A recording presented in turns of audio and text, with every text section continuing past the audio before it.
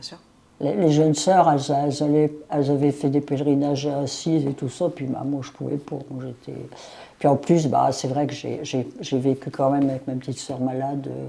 On était côte à côte, et, parce qu'elle était rentrée au couvent après moi.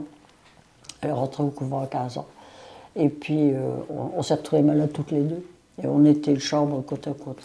Et puis bah, j'étais à Lourdes avec elle, effectivement, j'ai été pour demander sa guérison. Et puis quand on est revenu au voyage de Lourdes, elle me dit, tu sais, il y avait on est passé devant la grotte, elle avait 2 larmes, puis elle dit, tu sais Bernadette, Lourdes maintenant ce sera le ciel.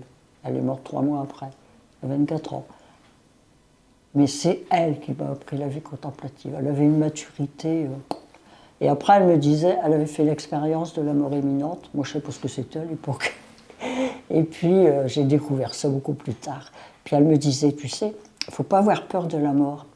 Elle dit, si tu savais, parce qu'elle était partie, et on ne croyait pas qu'elle serait revenue, hein, elle n'avait plus que code de tension. Et quand elle est revenue, elle a dit, ah, c'était beau, j'étais vraiment dans la lumière. Puis après, elle me disait, tu sais, maintenant j'ai un pied au ciel et je ne peux plus vivre sur la terre. Il faut que je parte. D'abord, il y a des extraits d'une prière qu'elle m'avait envoyée dans le livre. Et c'est vrai que Monique, elle était pour moi un chemin de contemplation et c'était ma filleule. On avait 7 ans de différence. C'était dur, ça. C'était très dur.